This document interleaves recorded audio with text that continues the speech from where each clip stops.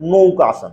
বোঝা গেছে? নৌকাসন করার জন্য আপনাকে কি করতে হবে, এইভাবে শবাসনে শুয়ে পড়তে হবে। বোঝা গেছে? এখন শবাসনে শোয়ার পর আমরা কি করতে হবে, ফুল শ্বাস নেওয়ার পর ধীরে ধীরে ধীরে ধীরে হাতকে এইভাবে পেছনে, এরপর শ্বাস ছেড়ে ধীরে ধীরে ধীরে ধীরে ধীরে ধীরে হাতকে এইভাবে। বোঝা গেছে? নৌকাসন মানে আমরা যে বডির যে স্ট্রাকচার সেটা নৌকার মতো, বা এটাকে ইংরেজিতে বলা হয় বোট পোজ, মানে ইংরেজিতে বোটের আকার বা বাংলায় নৌকার মতো এর পজিশন, সেই জন্য নাম হচ্ছে নৌকাসন। এই অবস্থায় হোল্ড করলে কি হবে, আপনার পেলভিক ফ্লোরের মাসেল স্ট্রেচ হতে থাকবে, এর ফলে পেলভিক ফ্লোরের মাসল স্ট্রং হতে থাকবে। ধীরে ধীরে ধীরে ধীরে রেগুলার প্র্যাকটিস করতে হবে। এই অবস্থায় আপনাকে 15 to 30 সেকেন্ড হোল্ড করতে হবে। এখানে ধীরে ধীরে শ্বাস নিতে হবে এবং ধীরে ধীরে শ্বাসকে ত্যাগ করতে হবে। রেগুলার যদি প্র্যাকটিস করেন তাহলে এই আসনকে আপনি 60 সেকেন্ড মানে 1 মিনিট পর্যন্ত হোল্ড করতে পারবেন। এরপর শ্বাস নিয়ে ধীরে ধীরে ধীরে ধীরে পাকে নিচে এবং শ্বাস ছেড়ে হাতকে নিচে। এটা হলো নৌকাসন বা বোট পোজ। বোঝা গেছে? এর পরের আসন হচ্ছে উত্তান পাদাসন। এর জন্য আমরা কি করতে হবে, ফুল শ্বাস নেওয়া হলো, ধীরে ধীরে ধীরে ধীরে শ্বাস ছেড়ে ধীরে ধীরে ধীরে ধীরে পাকে, দেখা যাচ্ছে এইভাবে এই অবস্থায় হোল্ড করতে হবে।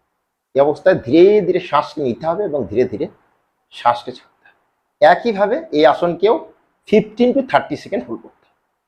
রেগুলার প্র্যাকটিস করতে হবে। রেগুলার যদি আপনি প্র্যাকটিস করেন সকাল বিকাল সকাল বিকাল, তাহলে কিন্তু আপনি 1 মাসের মধ্যেই দেখবেন আপনার যে সমস্যা সেটা ধীরে ধীরে ধীরে ধীরে শেষ হয়ে গেছে।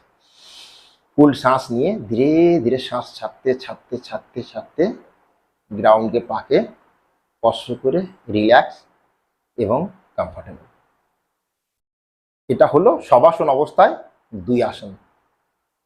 এরপর আমরা কি করতে হবে, পাকে ফোল্ড করতে হবে। বোঝা গেছে? এটাকে বলা হয় সেতু বান্ধাসন বা ব্রিজ পোজ। এখন আমরা কি করতে হবে, ধীরে ধীরে জোর জবরদস্তি বা তাড়াহুড়োর মধ্যে কিন্তু কোনো আসনই করবেন না। যোগের নিয়ম হচ্ছে স্থিরাম সুখাম, ধীরে ধীরে উপরে উঠবো এবং ধীরে ধীরে স্টে করব।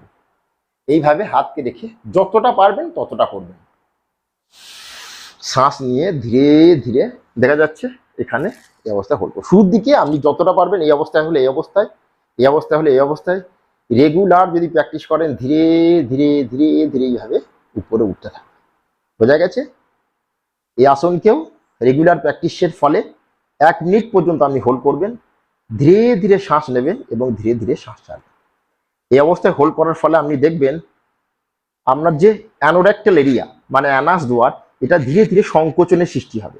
এই ধীরে ধীরে যে আপনার অ্যানাস দুয়ারে এটা সংকোচন হবে, এটাকেই বলা হয় অশ্বিনী মুদ্রা। এটা পরে শিখছি কেমন করে অশ্বিনী মুদ্রা করতে হয়।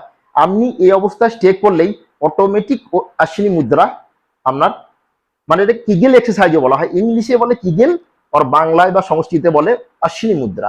মানে এই অবস্থায় আপনি এলেই আপনার অ্যানাস দুয়ার সংকোচন হবে, আর অ্যানাস দুয়ার সংকোচন হওয়া মানেই এটা অশ্বিনী মুদ্রা। 1 মিনিট পর্যন্ত হোল্ড করতে হবে।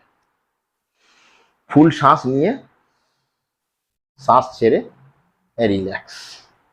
শবাসনে 5 সেকেন্ড রিল্যাক্স করব।